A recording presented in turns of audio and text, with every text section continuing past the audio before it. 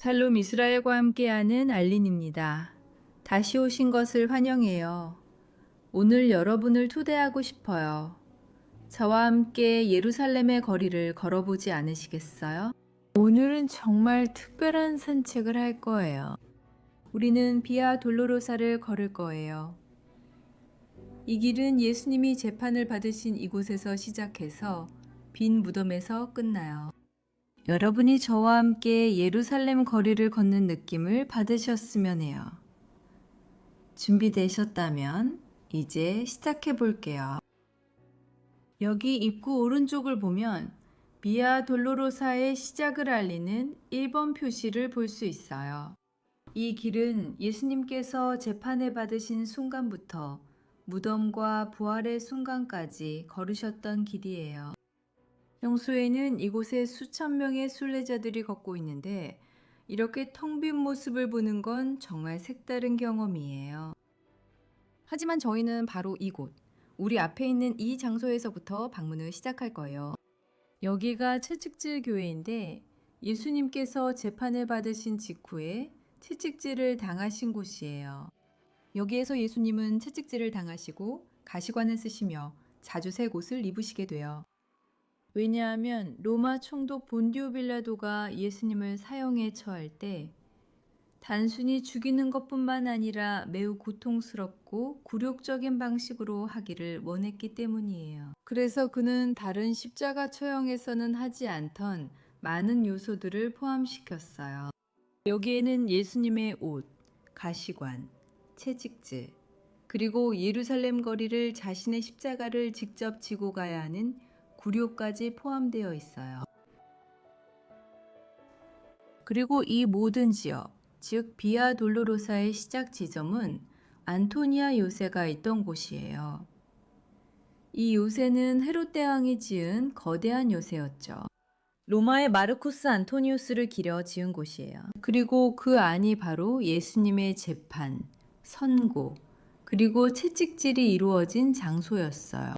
그리고 요새 안에서 일어난 마지막 일은 예수님께서 십자가를 받으신 장소인데 그건 조금 있다가 볼 거예요. 그리고 원래 요새는 거의 남아있지 않아요. 우리가 아직 볼 수 있는 몇 안 되는 것 중 하나는 바로 이 특정한 바닥 부분이에요. 네, 이 바닥은 2000년이나 됐고 또 아래쪽에는 고고학적 발굴의 일부도 남아있어요. 여기 지하로 들어갈 수 있는 구역이 있는데 지금은 닫혀 있지만 몇 미터 아래에서 요새의 다른 부분들도 발견했어요. 그리고 이제 우리가 십자가를 받는 장소로 들어갈 거예요. 그래서 이 교회는 안토니아 요새 안에 있는 그 장소 위에 지어졌는데 그곳이 십자가를 받았던 곳이라고 믿어져요. 그리고 여기서부터 그는 십자가를 지고 골고다까지 온 길을 걸어가게 돼요. 그래서 이 길을 비아 돌로로사라고 부르는데 이는 고통의 길이라는 뜻이에요. 비아 크루치스, 즉 십자가의 길 또는 비아 사크라, 성스러운 길이라고도 불려요. 즉 같은 길을 가리키는 여러 가지 이름이 있는 거예요. 이제 우리 모두 함께 그 길을 따라가 볼 거예요.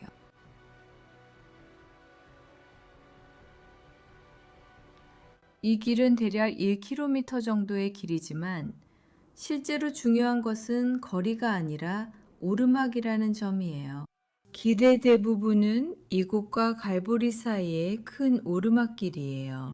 그래서 이 산책을 통해 여러분이 예루살렘의 거리를 걷는 기분을 느끼고 거리의 소음도 조금 듣고 오늘날 이 도시가 어떻게 생겼는지도 볼 수 있도록 하려는 거예요. 그리고 전 세계 수많은 사람들에게 의미 있는 이 길을 여러분도 완주할 수 있도록 하는 거예요. 자, 우리가 지금 걷고 있는 이 거리는 비아 돌로로사예요. 하지만 예루살렘 도시는 여러 번 파괴되고 다시 재건되었다는 점을 기억하는 것이 중요해요. 그러니까 우리가 지금 보고 있는 모든 것, 아니 오히려 대부분의 것들은 예수님 시대의 원래 모습이 아니라 이후에 재건된 것들이에요. 그래서 우리가 지금 하고 있는 것은 바로 그 길을 걷고 있다는 거예요. 또 다른 차이점은 오늘날 예루살렘 구시가는 4개의 구역으로 나뉘어 있다는 거예요. 기독교 구역, 이슬람 구역, 아르메니아 구역, 그리고 유대인 구역이에요. 그리고 바로 그 비아 돌로로사, 즉 기독교인의 길이 이슬람 구역 안에 있어요. 왜일까요? 그 이유는 그 당시에는 이런 구역 구분이 없었고 도시 전체가 유대인의 도시였기 때문이에요. 그리고 또 동네들 사이에는 실제로 섞여 있어요. 우리는 지금 무슬림 지구를 걷고 있지만 기독교인의 길을 따라가고 있어요. 그런데 예를 들어 여기 오른쪽을 보면 분명히 교회가 보여요. 이것이 우리에게 동네들 사이의 혼합을 보여줍니다. 유대인 지구에 모스크가 있는 것처럼 무슬림 지구에도 교회와 중요한 기독교 유적지가 있어요. 그러니까 동네들 사이에 이렇게 섞여 있다는 거죠.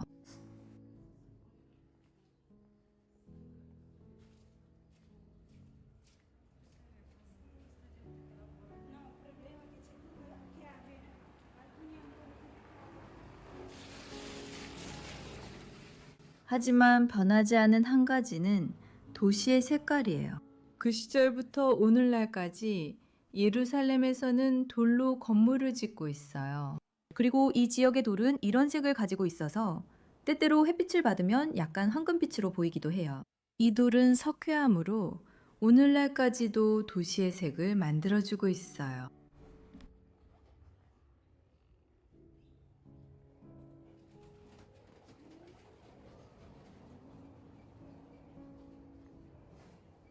여러분이 눈치채셨는지 모르겠지만 길을 따라 닫혀있는 문이 많아요. 이건 우리가 겪고 있는 세계적인 상황 때문이에요. 이 중 일부는 숙소, 교회, 상점, 순례자들을 위한 장소예요. 그래서 이스라엘의 국경이 아직까지 닫혀 있기 때문에 이 장소들 중 일부도 아직 문을 열지 않았어요. 하지만 평소에는 비아 돌로로사에 훨씬 더 많은 사람들이 오가요. 지금 여러분이 보고 계신 것보다 훨씬 더 붐비죠.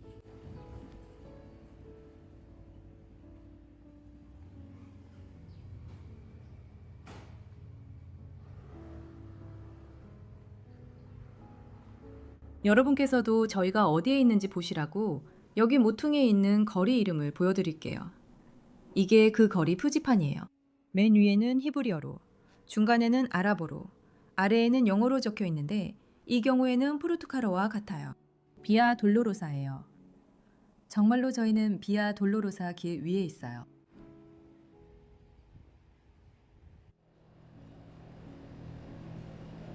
그리고 이제 저희는 길에서 아주 중요한 지점에 도착했어요. 하지만 동시에 약간 논란이 있는 곳이기도 해요.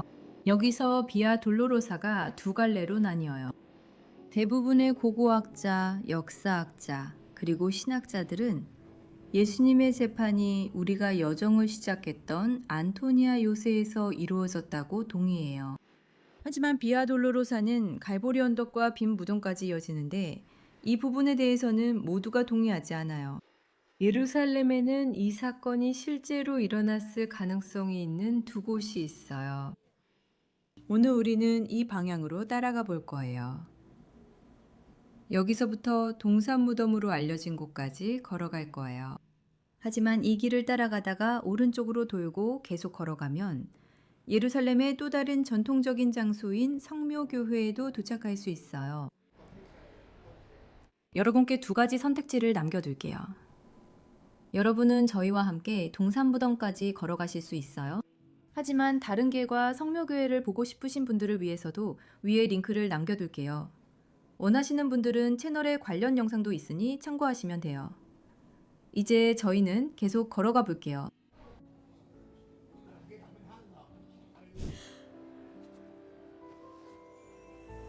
고마워요, 아빠.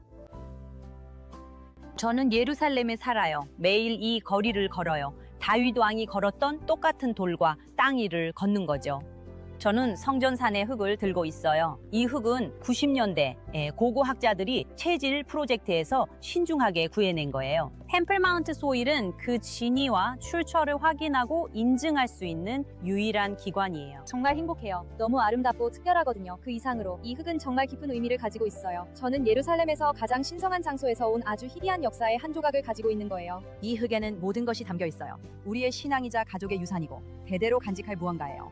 가능할 때 모든 기독교인이 꼭 소장해야 할 조각이라고 생각합니다. 모든 조각에는 서명된 증명서가 함께 제공되어 이 보물을 소유하게 될 극소수 중 한 명임을 증명해 줍니다. 아래 설명란에 링크를 클릭하거나 QR코드를 스캔하여 성경 역사를 간직한 특별한 보물을 만나보세요. 저를 팔로우해 주시는 여러분께는 어디에 계시든 배송이 완전히 무료입니다. 샬롬, 이제 다시 영상으로 돌아가겠습니다.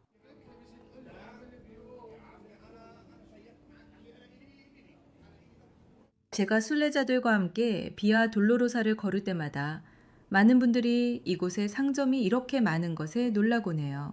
우리가 걷고 있는 이 지역에는 상점이 정말 많아요. 특히 현지 상점들이 많죠. 여기 아랍인들이 와서 모든 것을 사가요. 여러분도 보시다시피요. 그런데 예수님 시대에도 바로 이렇게 상점들이 많았다는 걸 여러분께 꼭 말씀드리고 싶어요. 로마 총독 본디오 빌라도는 예수님이 걸으실 특별한 길을 준비하지 않았어요. 그리고 그는 예수님이 예루살렘의 거리를 걸어가도록 강요했어요. 시장 앞에서, 학교 앞에서, 사람들이 가득한 중심가 앞에서 최대한 많은 사람들이 예수님의 수치를 보도록 했어요.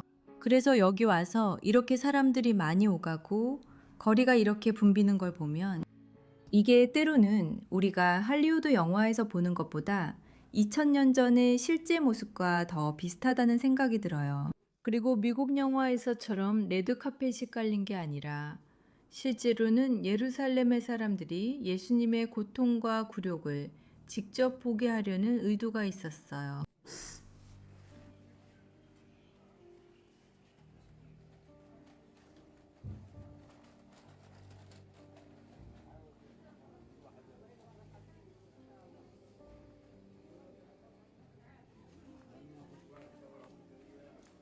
그리고 영상으로 보실 수 있을지 모르겠지만 이 길은 계속 경사가 져 있어서 저희가 내내 오르막길을 오르고 있어요. 사실 이 길을 걷다 보니 벌써 숨이 차네요.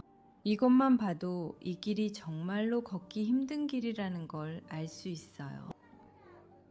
하지만 저는 아무것도 빼거나 더하거나 멈추고 싶지 않아요. 여러분이 이 길을 정말 있는 그대로 보셨으면 해서요. 그리고 이 힘든 여정은 그만한 가치가 있을 거예요. 왜냐하면 마지막에는 우리가 무덤 정원, 비어있는 무덤을 보게 될 테니까요. 그리고 우리는 조앙 바티스타도 만날 거예요. 그는 브라질 사람이고 동산 무덤의 관리인 중 한 명이자 그곳에서 돌보고 자원봉사를 하는 사람들 중 한 명이에요.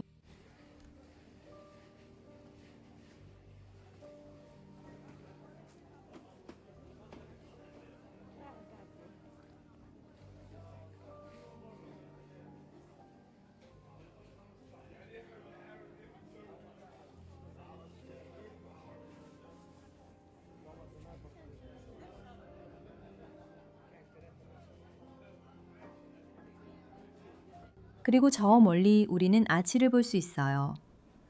저것이 바로 도시의 성벽이고 이곳이 다마스쿠스 문이에요. 예루살렘 구시가지의 8개 문 중 하나죠. 그리고 이 문의 이름은 여기서 다마스쿠스까지 이어지는 길이 시작되었기 때문이에요. 그래서 예를 들어 또 다른 문은 요파 문이라고 불리는데 그 문은 요파로 이어져요. 이 문을 포르투갈어로는 다마스쿠스 문이라고 부르지만 히브리어로는 샤르 셰켐, 즉 시켐 문이라고 불러요. 왜냐하면 여기서도 성경에 나오는 시켐 도시로 가는 길이 시작되기 때문이에요. 그곳에는 이집트의 요셉이 묻혀 있고 예수님께서 사마리아 여인과 만난 곳이기도 해요.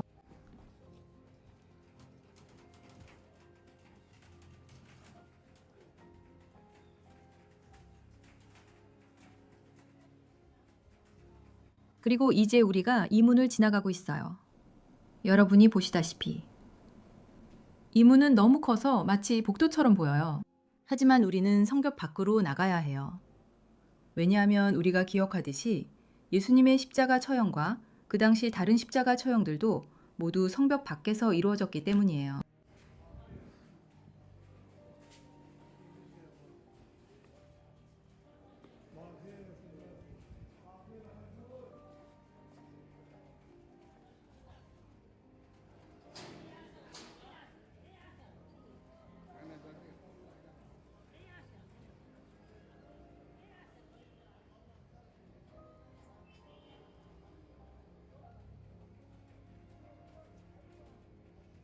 그리고 이제 성벽 밖에 나와서 우리는 예루살렘의 신도시라고 불리는 곳에 있어요. 여기 대부분의 건물들은 1860년 이후에 지어졌어요. 그래서 신도시라는 이름이 붙은 거죠. 1860년은 예루살렘에게는 아주 최근의 일이에요. 하지만 여러분이 보시다시피 예루살렘의 신도시나 현대도시라고 불리긴 해도 여전히 모든 건물이 돌로 지어져 있어요. 우리가 여기 뒤쪽에서 볼 수 있는 건물들처럼요.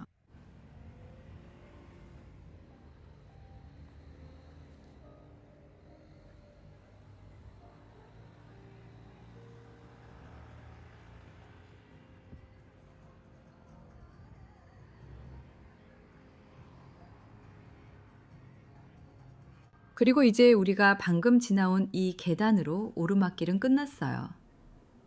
이제부터는 평지를 걸을 거예요. 그리고 우리는 이제 비아 돌로로사의 마지막 구간에 와 있어요. 조금만 있으면 우리가 무덤 정원에 도착하는 모습을 보실 수 있을 거예요. 그리고 이 마지막 구간을 이용해서 여러분께 질문하고 싶어요. 이 길을 걸으면서 여러분을 놀라게 한 점이 있나요? 비아 돌로로사가 더 길 거라고 생각하셨나요? 아니면 더 짧을 거라고 생각하셨나요? 이곳의 사람들의 움직임이나 상정들에 대해서는 어떻게 생각하세요? 비아 돌로로사에 대해 여러분이 어떻게 생각하는지, 또 무엇이 가장 놀라웠는지 아래에 댓글로 남겨주세요.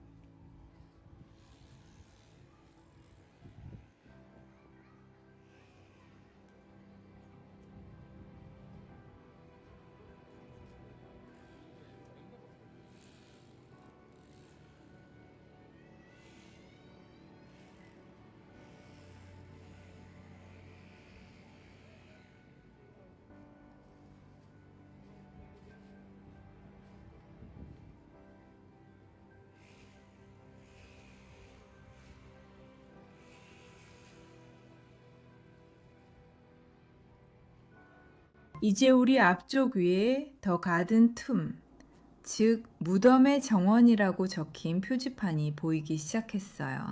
그리고 여기서는 정말로 성경의 이야기를 따라가야 해요. 예수님께서는 아리마데아의 요셉이라는 사람의 소유였던 정원, 과수원 옆에서 십자가에 못 박히시게 돼요.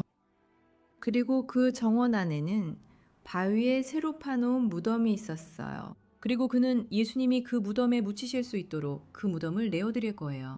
그러면 우리는 잠시 후에 바로 볼 수 있을 거예요. 이 복합단지에는 한쪽에는 갈보리가 있고 다른 한쪽에는 아름답고 멋진 정원이 있으며 그 정원 안에는 바위에 파인 빈 무덤이 있습니다.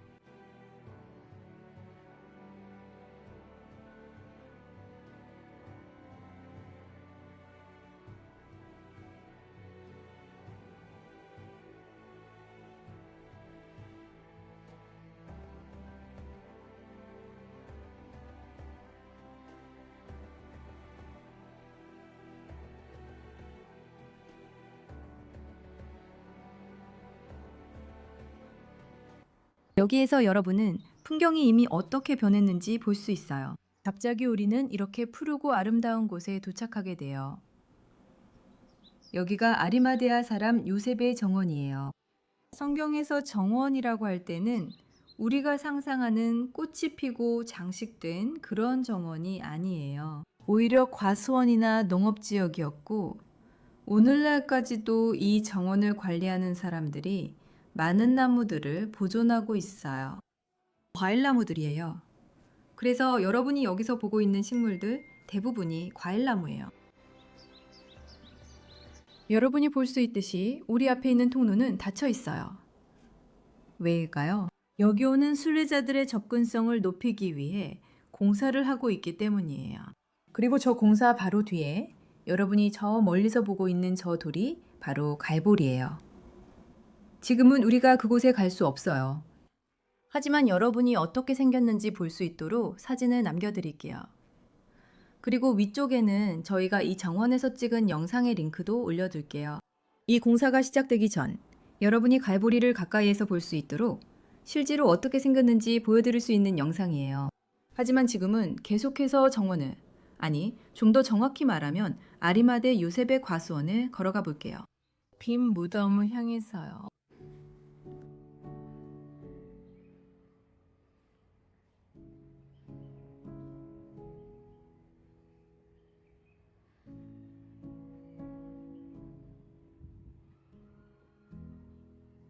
그리고 이곳에서 발견된 고고학적 유물들 중에는 저수조가 있습니다. 물 저장소가 있는데 이곳이 농업지역이었음을 보여줍니다. 그들은 이 저장소의 물을 관계용으로 사용했습니다. 그리고 포도즙이나 와인을 만들기 위해 포도를 밟던 장소인 포도주 틀도 발견되었습니다. 이 포도주 틀은 다시 한번 이곳이 농업 생산지였음을 보여줍니다.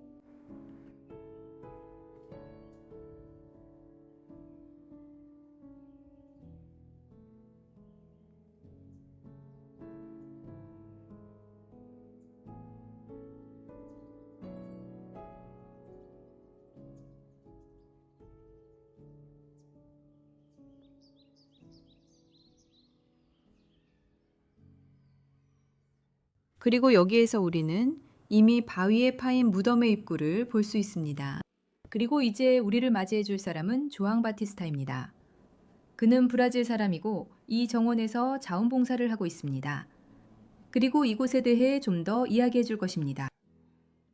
샬롬, 여기 동산무덤에서 인사드립니다.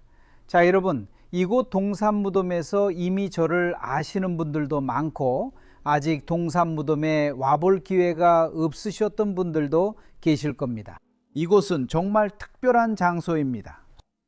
우리 기독교인들에게 이곳은 십자가 초연과 부활에 대해 이야기하는 곳이며 이것이 바로 우리의 믿음의 기초, 토대입니다. 그리고 우리는 십자가 초연이 있었던 지역, 곧 골고다, 해골의 장소, 정원, 과수원, 농업지역을 소개합니다. 그리고 이 무덤은 성경이 아리마대 요셉의 무덤에 대해 말하는 것을 아주 잘 볼 수 있게 해줍니다. 여러분이 보고 계시듯이 이 무덤은 크고 바위에 만들어졌습니다. 여기 무덤 입구를 막는 돌이 있었고 앞에 있는 이 홈은 돌을 굴리는 데 사용되었습니다. 사람들이 그 안으로 들어가서 오른쪽을 보면 시신을 놓았던 자리를 볼 수 있습니다. 성경에 분명히 나와 있듯이 그 아침에 여자들이 예수님의 시신을 준비하려고 방문하러 옵니다. 그녀들이 무덤 안으로 들어가서 오른쪽을 보면 예수님의 시신을 감쌌던 천수이만 보입니다. 그래서 저는 여러분을 성지로 초대하고 싶습니다. 그리고 이곳을 방문해 보시길 바랍니다.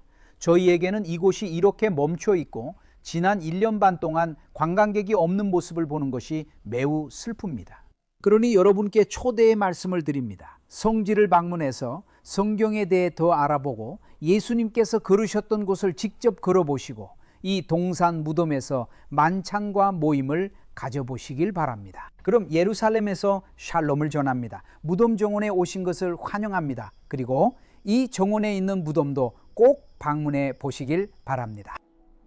그리고 우리 함께 무덤 안으로 들어갈 거예요.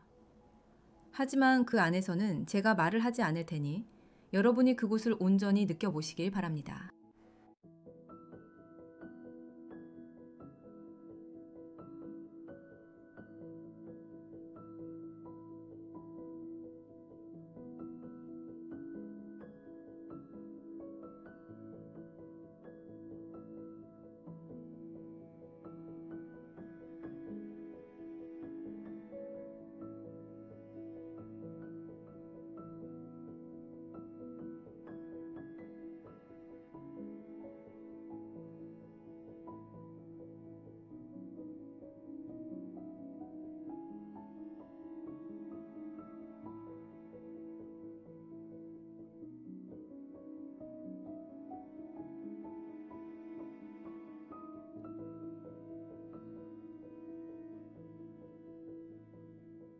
여러분이 예루살렘 거리에서 걷는 느낌을 즐기셨길 바라며 인류의 역사를 문자 그대로 바꾼 장소들을 알게 되어 좋으셨길 바랍니다.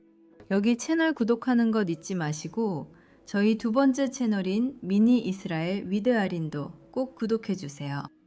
모두에게 키스 보내고 다음에 또 만나요.